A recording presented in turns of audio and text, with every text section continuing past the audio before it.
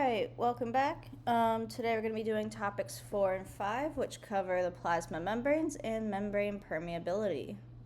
So we're just going to talk about what surrounds a cell and why it's important for our next couple parts of the unit. So the plasma membrane, you guys don't have to review your notes because we'll do that together. But we're going to look at this phospholipid to the right and look at the different structures.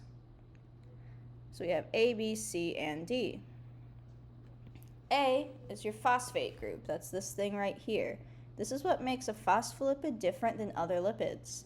They have some of the same bases, but this extra phosphate group makes it unique because it breaks that classic CHONPS or CHOMPS rule. Most lipids only consist of CH and O, but now we have the phosphate, which gives it these unique properties. Then we have glycerol, which is this group right here. It is basically a building block or a base for most fatty acid chains. C, this whole little top part of the balloon right here, is its hydrophilic head. Hydro meaning water, philic meaning love, so it really likes to interact with water. Meaning the other part is the hydrophobic tail. This one is saturated. As you can see, it's a straight line and there are no double bonds, meaning it can pack together pretty tightly. These are the ones that are usually solid at room temperature. And this is your unsaturated fatty acid right here because we see the double bond, meaning it gives it that weird little kicking out leg. These do not pack together very tightly and they tend to be more liquid at room temperature. So basically the whole job of the plasma membrane is to separate the internal and external environments, or the inside and the outside. So just like you guys control what goes in and out of your phone, if some creep, wants to message you or whatever, hopefully you're not going to respond to them. But if your guardian or your friends or someone messages you, I'd hope you respond to them. So that's what this does. It controls what goes in, what goes out. You can think of it how we have gates around campus. We only let certain people in and out through the main gate, hopefully.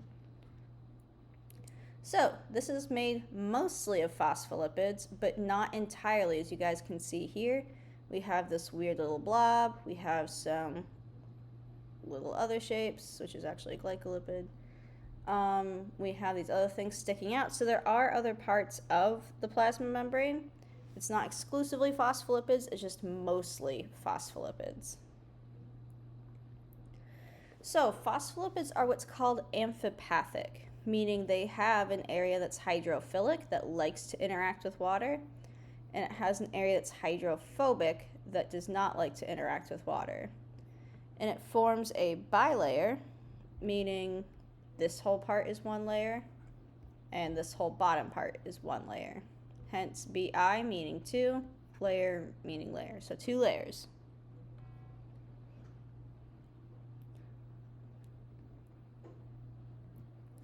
All right, what's happening? Okay, yeah. So like we said, it's called selectively permeable.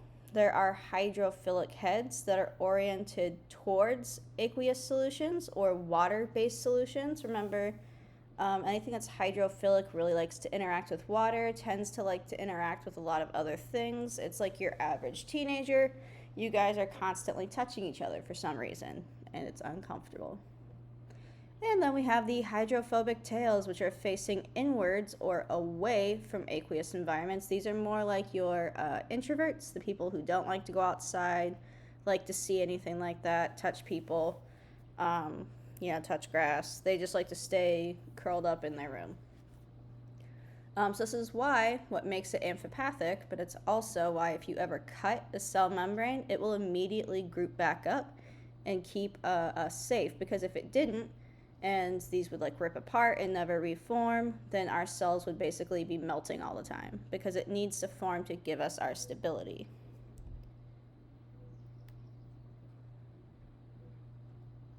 So it's usually described as a fluid mosaic model. You may have heard this when you were taking biology from the first time, but it's basically just a model used to describe the structure of cell membranes. So fluid, meaning it's held together by weak hydrophobic interactions, so it can move and shift. Technically, this looks very rigid, but there are times when these phospholipids can actually move locations. They can do a lateral shift, which is where they just move left and right. They can do a complete flip, where like this one right here would flip and go to this side. That one's pretty rare though. But these can move all around. It's not sitting in one static spot. Temperature affects fluidity. So the hotter something is, the more fluid it's going to be. The colder something is, the more solid it's going to be.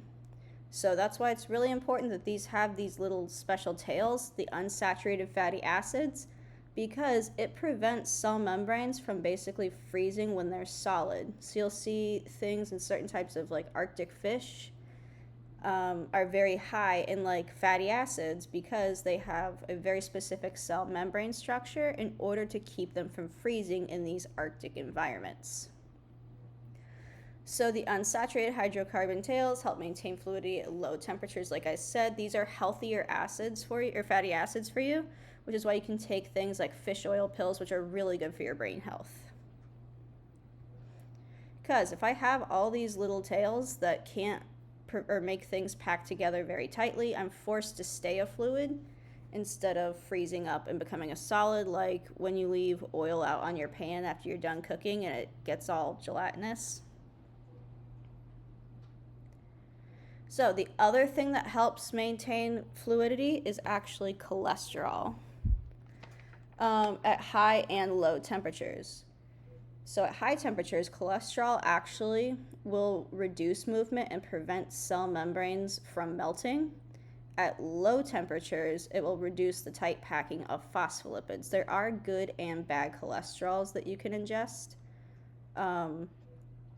So usually when people hear that it's, cholesterol, it's a bad thing, that's what they think of. That's not necessarily true. Remember, cholesterol is a form of a lipid. That's that little cholesterol right there. It's just having a grand old time.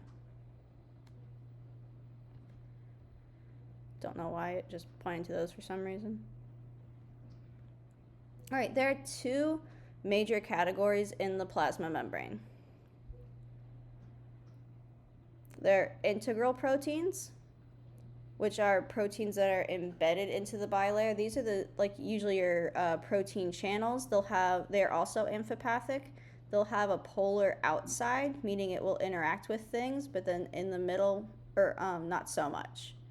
So these are your transmembrane proteins. You can also think of that as well.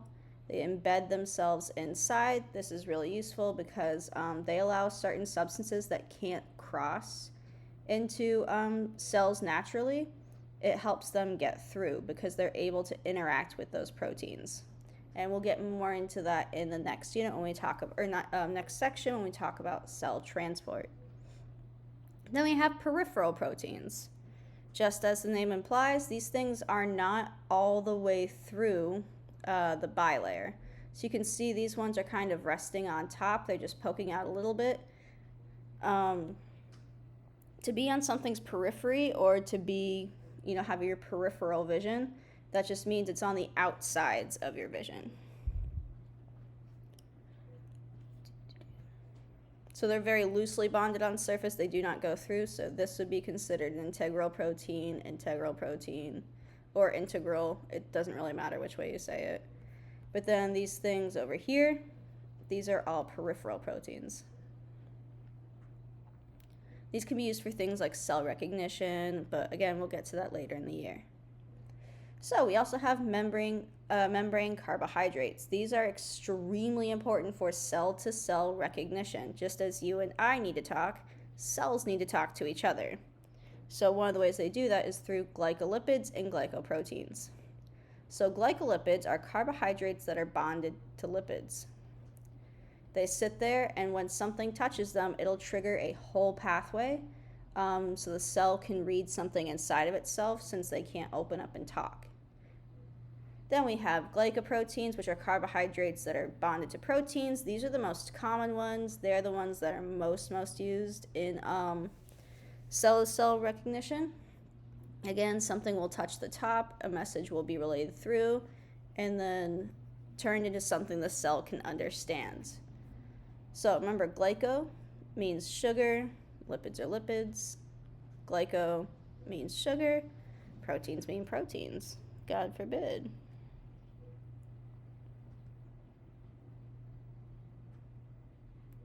Oh, the difference, by the way, because this is a membrane protein or an integral protein, and this is the glycoprotein on top, that's what makes it a glycoprotein, because it's a protein with a sugar.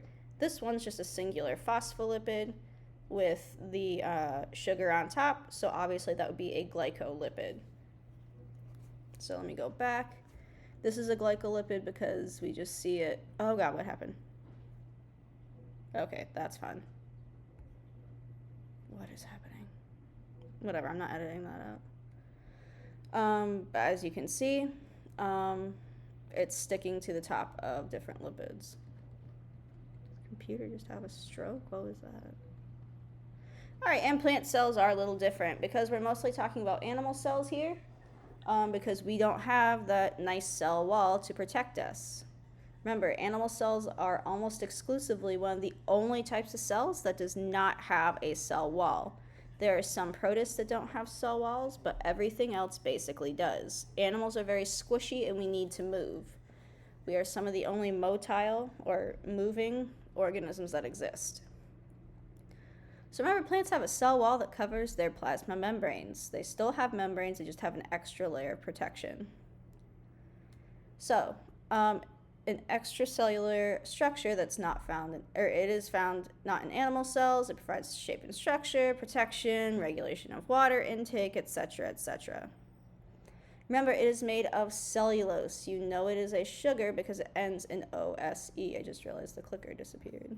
Okay. But it ends in OSE. So it's thicker than the plasma membranes, and it contains something called a plasmodesmata.